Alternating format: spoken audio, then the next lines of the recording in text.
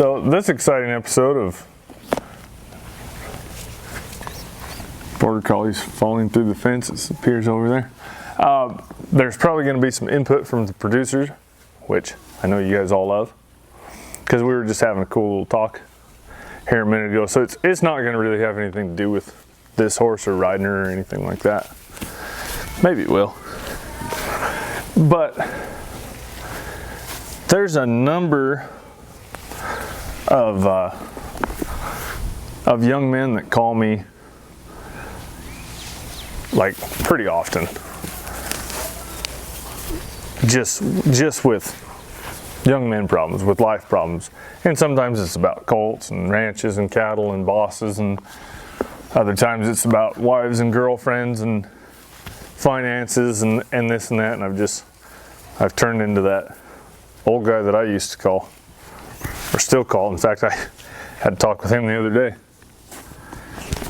But anyway, the point is that the ones that call and say, hey, I got a problem, I need your advice. What do we do about this, that, and the other? Whatever the case may be. You know, and there's, honest to God, there's times when I say, well, I don't know what to do about that. And there's times where I say, quit that job, quit that boss, don't walk, run. And you know, and there's other times where I have semi-decent advice because I've already done it. But the ones that are succeeding are the ones that say, hey, I've got a problem. What's your advice? What can I do about this? And then we talk it out and figure out what needs to be done. And the ones that aren't are the ones that just have a problem and just want to vent. And like when we were talking, I vent too. There's certain people I call and they say, hey, how you doing? And I say, hey, I don't want advice. I don't care about your opinion. Yada, yada, yada. I'm just here to vent. And they're like, whoo, let's hear it. You know, there's nothing wrong with that. Mamacita. Todo está bien. Yeah. It's a little spicy.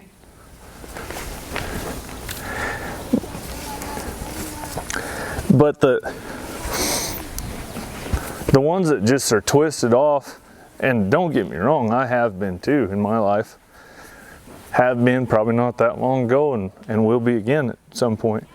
But the ones that are just spinning out and just, it's everybody's fault, and it's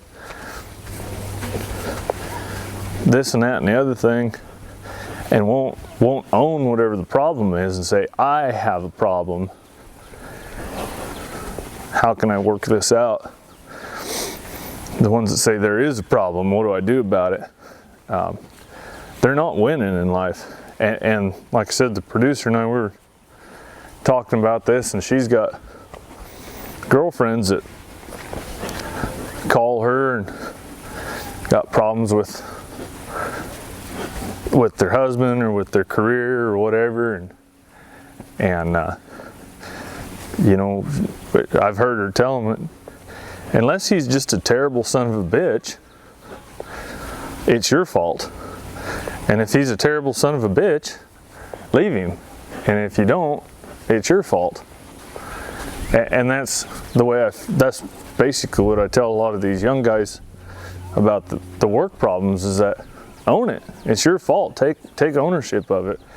It's something my dad always said, is that no matter what the problem is, no matter whose fault it actually is,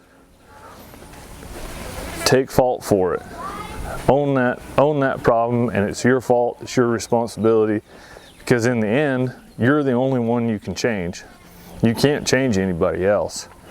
You can only change you, so make it your problem, and then you can fix it, maybe. And if you can't, quit. Go somewhere else. You know, and then that's your deal too.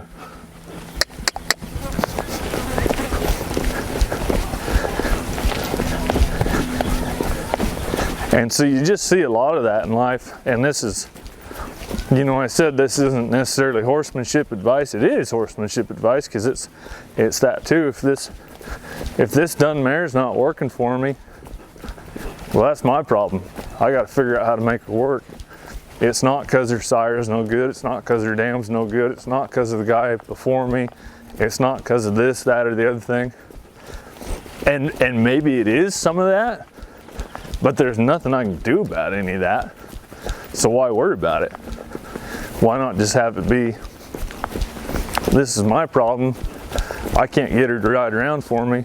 What do I need to do to improve this?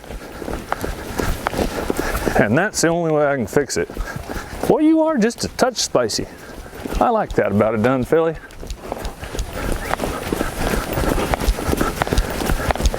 You see that there where I kind of bumped her a little bit with my heels, and she didn't even grab. She was just going to get another gear. So that's what she thought I wanted. This is only the second time I've ever been on her back, and so I'm just staying cool and not asking for much. You see I'm roped up here if I have to, so I don't have to jerk on her head. She's not a bronc. She's not fixing to do anything, but I want to push some buttons and see what happens. Because I can tell just by being around her that she's a little spicy. And like I say, I like that in a dun filly. But that right there is exactly what I'm talking about with the take ownership of things. I know I'm going to go ahead and push some buttons and see what I got under me in terms of a motor. And so I've got a loose rein, but I've got a hold of my rope. So if I push the wrong button, it's not her fault. And I'm not going to let it be her fault. But that's the way it is with lives and jobs and wives and everything, and the cost of hay. And signed on to ride this horse for X amount of dollars. Didn't realize how much hay costs. Now I'm going to lose money. Well, shoot, just own it. It's not a problem once you come up with, you're a little stiff. It's not a problem once you come up with a solution. And it's okay if that solution is, I made my bed, I'm going to sleep in it, and I'm going to lose money on this deal. That happens. That's maybe not the best solution.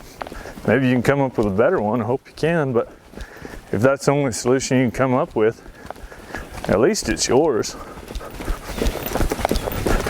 And you own it. I don't want to get too off personal, but there was a young man recently that was pretty in love, and she quit him because he parties too much. I said, well, you got two choices: either party less or find one that doesn't mind it. Like, that's all you can do about it. Proud to say he took the high road,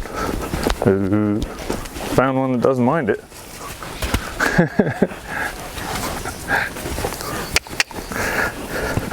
But those are all the kind of things, like I say, it's just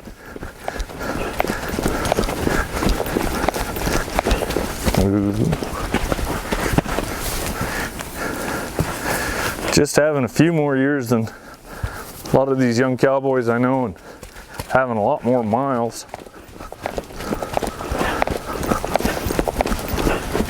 I get these calls, and if you want to fix something, fix it.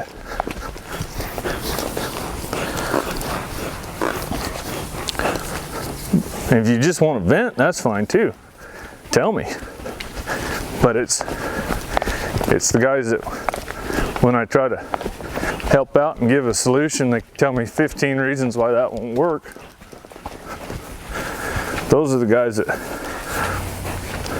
they never get any better, whether it's with their horses or their stockmanship or their relationships, their jobs, whatever.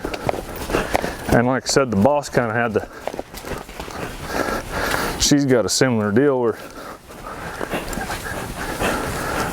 a lot of young ladies call her, and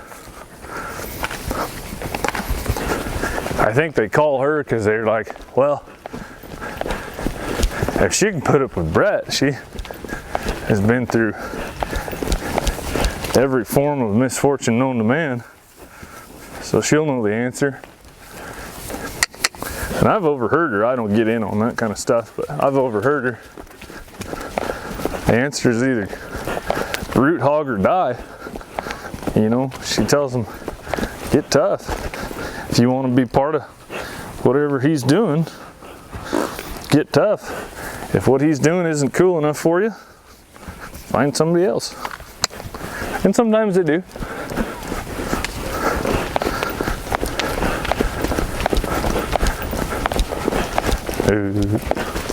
I'm really tickled with this filly. So like I said, this is the second time I've been on her back.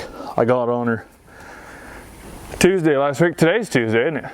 Got on her a week ago and just stole the ride. These colts were all started. I just stole the ride, just figure out what she was. And she's sure enough spicy. And then she's shown me on the ground. I've just done a bunch of ground stuff to kind of fill in some gaps. She's shown me on the ground that she's a little spicy and a little reactive, which is what I like in a horse.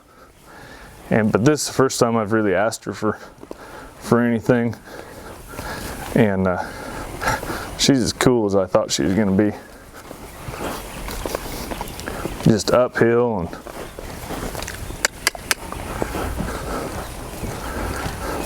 wants to move forward. Once I get that turnaround built, she's going to be able to dig post holes with her. And strong.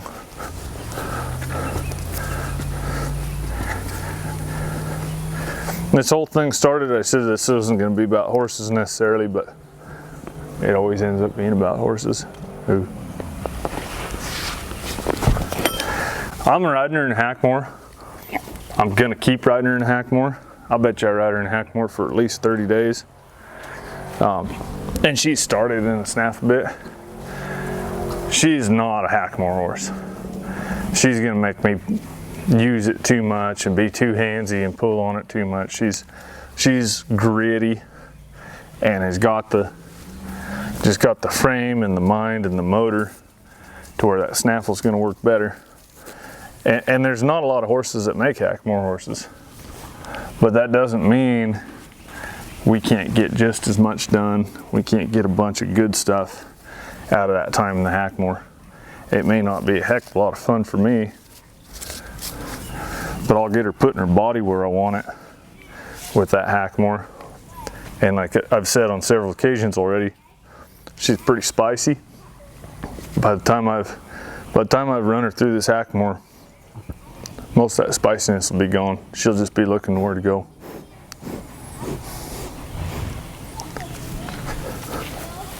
So much to the Patreon crew. You guys are the reason we're able to do this and do the extra things and really do all the YouTube videos too. We wouldn't be able to make it work without you guys. So thank you so much.